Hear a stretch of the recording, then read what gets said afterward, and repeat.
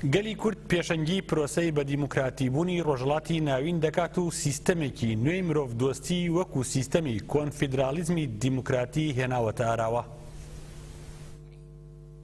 سیستەمی کۆنفیدرالیزمی دیموکراتی لە ڕۆژاوای کوردستان تاقی کرایەوە و خراە بواری جێبەجێکردنەوە. دەرەنجامەکانیشی بریتێ لە پێکەوەژیانی ئاشتانەی نێوان گەلان و گۆڕینی هۆشمەندی خێڵەکی لەبارەی ژنەوە بۆ هۆشمەندی ڕێزگرتن لە ژن. نمونەی هەرەزیندویەوەش پێکێنانی هێزی سەربازی ژنان و وەرگرتنی پۆستی باڵای ئیداریە لەلایەن ژنانەوە لە ڕۆژاوای کوردستان. گەلی کورد با ڕێبەرایەتی تەفگەری ئازادی کورد لە ئێستادا سەرقاڵی نووسینەوەی مێژووی نوێی ڕۆژهەڵاتی ناوی نیشە. ماوەی 17 ساڵە لە کەسێتی ڕێبەری گەلانی کوردستان عەبدوڵڵا ئۆجەلاندا بێڕێزی بە پێوەرە دیموکراتەکان دەکرێ و سەروەری یاساش پێشێل دەکرێ بۆ پارێزگاری لە سەروەری یاسا و ڕێزگرتن لە پێوەرە دیموکراتەکان لە تورکیا کە یەکێکە لە هەرە گەورەترین ناوچەکانی ڕۆژهەڵاتی ناوین تەفگەری ئازادی کورد دەستیان بە چالاکی مێژووی کردووە.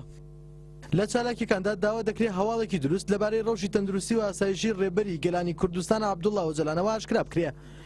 ماوەی 182 هەفتەیە کوردستانیان و دۆستانیان لە بەردەم کۆنسەی ئەوروپا لە ستراسبۆرگی فەڕەنسا چالاکیەژکردن بۆ ئازادی ئۆجەلان بەڕێوە دەبن. هەر هەفتەیەکیش چالاکیەکە لە لایەن ڕێخستنێکی کوردیەوە بەڕێوە دەبرێ و تا ئێستاش زیاتر لە 200 ڕێخستنی کوردی تێدا بەشدار بوون. ئەوەش با درێژماوەترین چالاکی لە مێژووی مرۆڤایەتیدا لە قەڵەم دەدرێ و تا هەواڵێک لەبارەی ڕەوشی ئۆجەلانەوە ئاشکرا نەکرێت بەردەوام دەبێ. دوای هەوڵی کودەتای 15 تەمووزی ئەمساڵ لە تورکیا نیگەرانەکانی کورد بەرامبەر ڕەوشی تەندروستی و ئاسایشی ئۆجەلان گەشتنە لووتکە و ماوەی زیاتر لە ساڵێک شەب بە هیچ شێوەیەک هیچ هەواڵێک لەبارەی تەندروستیەوە نازانرێ. بەهۆی ئەوەی کە چالاکیەکان بووبوون باشتی ڕۆتینی شێوازی چالاکیەکان گۆڕدران و بە کاریگەرتر کران.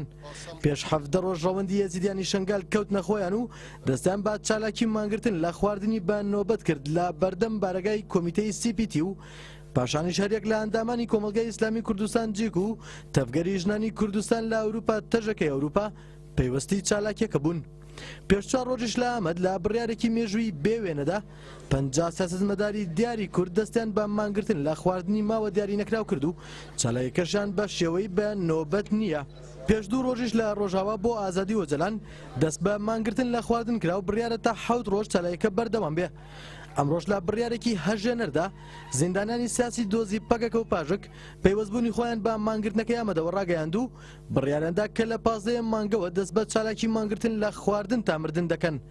هەموو ئەو چالاکیانەش گرنگیەکانیان لەوەدایە کە بەها بۆ دیموکراتی دەگێڕنەوە و دەبنەهۆی پاراستنی سەروەری یاسا. هاوکاتە و چالاکیانە دەبنەهۆی وەشارکردنەوەی کۆمەڵگەی نێودەوڵەتی لە پێشێلکاریەکانی یاسا لەلایەن دەوڵەتانی فاشیستی و تەنانەت لەلایەن خۆشیانەوە. یان لانی کەم دەبێتەوەی هەڵدانەوەی پەردە لە سەر ویژدانی نووسوی کۆمەلگای نێودەوڵەتی لە بەرامبەر پێشێلکردنی مافەکانی ڕێبەری گەلانی کوردستان عەبدوڵڵا ئۆجەلاندا.